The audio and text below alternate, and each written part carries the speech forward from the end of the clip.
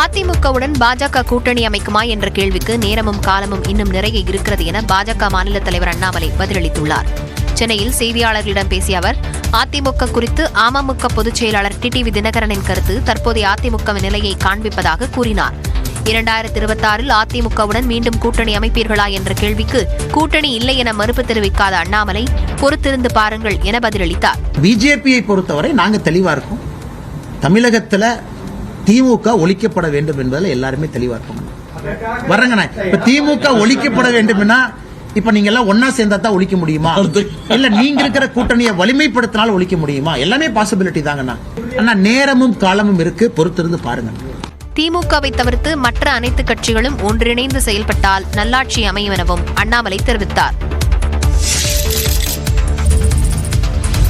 சென்னை, செங்கல்பட்டு, திருவள்ளூர், காஞ்சிபுரம் மாவட்டங்களில் இன்று மிக கனமழைக்கு வாய்ப்பு இருப்பதாக வானிலை ஆய்வு மையம் தெரிவித்துள்ளது.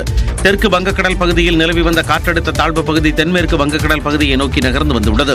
இதன் காரணமாக சென்னையில் நேற்று காலை முதலே வானம் மேகமூட்டத்துடன் காணப்பட்டது. இந்நிலையில் இரவு நேரத்தில் லேசான மழை பெய்தது. புறநகர் பகுதிகளான அம்பத்தூர், ஆவடி சுற்றுவட்டார பகுதிகளில் மழை பெய்தது. இந்த சூழலில் வங்கக்கடலில் நிலவி வரும் காற்றழுத்த தாழ்வு பகுதி நாளைக்குள் வலுப்பெற்று மேற்கு வடமேற்கு திசையில் நகர்ந்து தமிழ்நாடு கடலோர பகுதிகளை நோக்கி நகரக்கூடும் என்று வானிலை ஆய்வு மையம் எச்சரிக்கை விடுத்துள்ளது. இதன் காரணமாக சென்னை, செங்கல்பட்டு, திருவள்ளூர், காஞ்சிபுரம் மாவட்டங்களில் இன்று மிக கனமழைக்கு வாய்ப்பு இருப்பதாக வானிலை ஆய்வு மையம் தெரிவித்துள்ளது. மேலும் விழுப்புரம், கடலூர் மாவட்டங்களிலும் புதுச்சேரியிலும் இன்று கனமழைக்கு வாய்ப்பு இருப்பதாக கணிக்கப்பட்டுள்ளது. இதேபோல நாளை சென்னை, செங்கல்பட்டு, திருவள்ளூர், காஞ்சிபுரம் மாவட்டங்களில் கனமழைக்கு வாய்ப்பு இருப்பதாகவும் வானிலை ஆய்வு மையம் தெரிவித்துள்ளது. காற்றழுத்த தாழ்வு பகுதி காரணமாக மீனவர்கள் கடலுக்கு மீன்பிடிக்க செல்ல வேண்டாம் என்று அறிவுறுத்தப்பட்டுள்ளது. காற்றழுத்த தாழ்வு பகுதியால் வங்கக்கடல் பகுதியில் மணிக்கு 45 கிலோமீட்டர் முதல் 65 கிலோமீட்டர் வேகத்தில் கடலில் சூறைக்காற்று வீசும் என்று வானிலை ஆய்வு மையம் தெரிவித்திருந்தது. இதன் காரணமாக புதுக்கோட்டை மாவட்டத்தைச் சேர்ந்த விசைப்படகு மற்றும் அனைத்து நாட்டுப்படகு மீனவர்கள் கடலுக்கு மீன்பிடிக்க செல்ல வேண்டாம் என புதுக்கோட்டை மாவட்ட மீன்வளம் மற்றும் மீனவர் நலத்துறை உதவி இயக்குநர் தெரிவித்துள்ளார். இதேபோல ராமநாதபுரம் மாவட்டம் மண்டபம் பகுதி மீனவர்களும் இன்று கடலுக்கு செல்ல வேண்டாம் என அறிவுறுத்தப்பட்டுள்ளது. விசைப்படகு மீனவர்கள் தங்களது விசைப்படகுகளை ஒன்றுக்கொண்டு இடைவெளி விட்டு நங்கூரமிட்டு பத்திரமாக நிறுத்த வேண்டும் என்றும் நாட்டு படகுகளை பாதுகாப்பாக கரையேற்றி வைத்துவிட வேண்டும் என்றும் மண்டபம் மீன்வளத்துறை உதவி இயக்குநர் வெளியிட்டுள்ள அறிக்கையில் கேட்டுக் கொண்டுள்ளார். தஞ்சாவூர், திருவாரூர் மாவட்டங்களில் தொடர் மழையால் பல ஆயிரம் ஏக்கரில் நெற்பயிர்கள் நீரில் மூழ்கியுள்ளன. தஞ்சாவூர் மாவட்டம் திருவையாறு பகுதியில் பெய்த தொடர் மழையால் கண்டியூர் காளியம்மன் கோவில் தெருவில் மரகதம் என்பவரின் கூரை வீடு இடிந்து விழுந்தது. இதில் மரகதம் படுகாயமடைந்த நிலையில் அவரது 3 மகன்கள், 1 மகள் ஆகியோர் லேசான காயமடைந்தனர். தஞ்சாவூர் மாவட்டத்தில் ஒரத்தநாடு அருகே புலவன்காடு சுற்றுவட்டார பகுதிகளில் அறுவடைக்கு தயாராக இருந்த 1000 ஏக்கர் சம்பா பயிர்கள் முற்றிலும் நீரில் மூழ்கி சேதமடைந்தன. இதனால் ஏக்கருக்கு 30,000 ரூபாய் முதல் 35,000 ரூபாய் வரை இழப்பீடு வழங்க வேண்டும் என விவசாயிகள் கோரிக்கை விடுத்துள்ளனர். திருவாரூர் மாவட்டம் மன்னார்குடி அருகே வண்டிக்கோட்டம், வடவாதிக்குறிச்சி, நெம்மேலி, ஏத்தக்குடி, தலைமங்கலம் ஆகிய கிராமங்களில் மழை ஓய்ந்தும் வயல்களில் நீர் தேங்கியுள்ளது. இதனால் 1000 ஏக்கரில் நெற்பயிர்கள் பாதிக்கப்பட்டுள்ள நிலையில் விவசாயிகள் கவலையடைந்துள்ளனர். தமிழ்நாட்டில் ஹோம் ஆஃப் செஸ் என்ற சிறப்பு அகாடமி உருவாக்கப்படும் என முதலமைச்சர் அறிவித்துள்ளார்.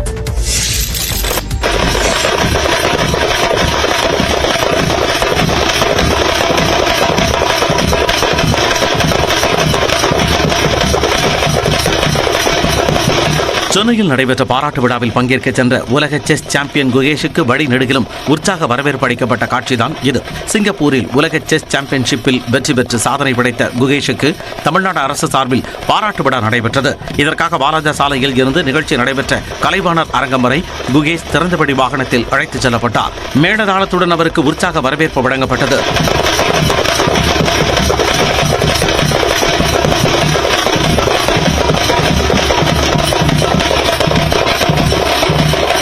வழிநடுகிலும் பள்ளி, கல்லூரி மாணவ மாணவிகள் தேசிய கொடியுடன் குகேஷை உற்சாகமாக வரவேற்றனர்.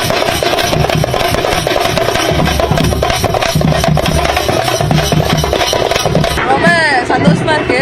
எங்களுக்கு ஒரு சைடு வந்து நம்மளுக்கும் அதே ஏஜ் தான் அது, ஆனா நம்மளால அவ்வளவு சாதிக்க முடியலன்னு ஒரு சைடு கஷ்டமாவும் இருக்கு. பரவாயில்ல, அவங்க இந்த ஏஜ்லயே இவ்வளவு பெருசு அச்சீவ் பண்ணிருக்காங்க. இளம் வயதிலேயே சாதனை படைத்த குகேஷ் தங்களுக்கு முன் உதாரணமாக இருப்பதாக இதில் பங்கேற்ற மாணவ மாணவிகள் தெரிவித்தனர்.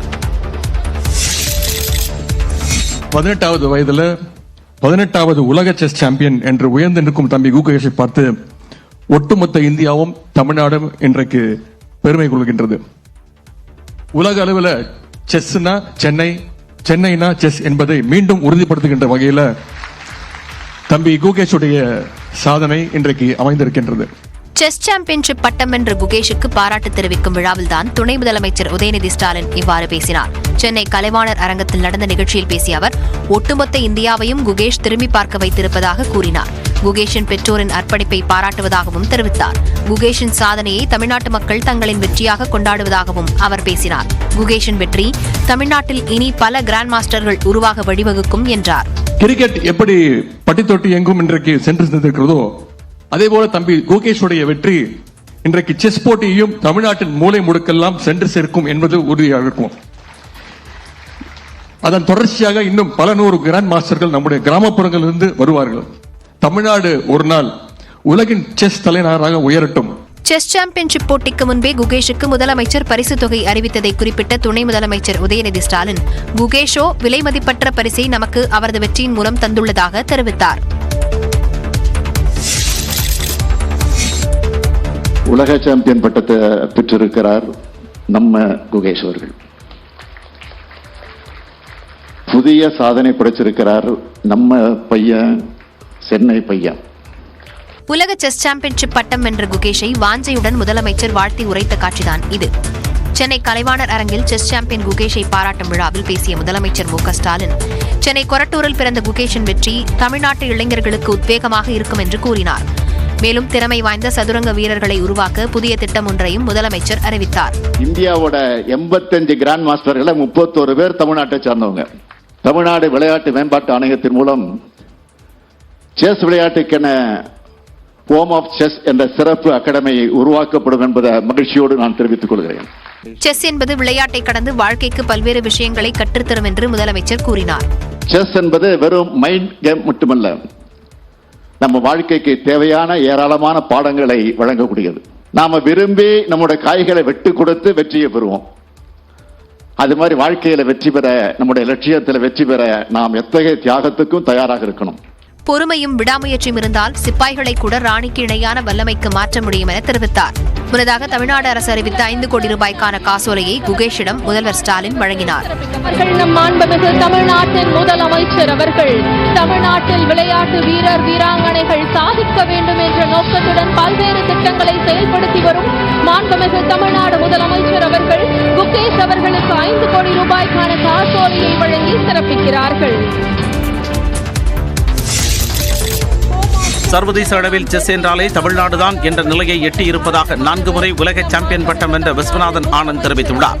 சென்னை கலைவாணர் அரங்கில் செஸ் சாம்பியன் குகேஷுக்கு நடைபெற்ற பாராட்டு விழாவில் ஹோம் ஆஃப் செஸ் என்ற புத்தகம் வெளியிடப்பட்டது. இன்று இந்தியாவிலிருந்து 80க்கும் மேற்பட்ட கிராண்ட் மாஸ்டர்கள் உருவாக அடித்தளமிட்ட திரு விஸ்வநாதன் ஆனந்த் அவர்களுக்கு புத்தகம் வழங்கி சிறப்பிக்கப்படுகிறது.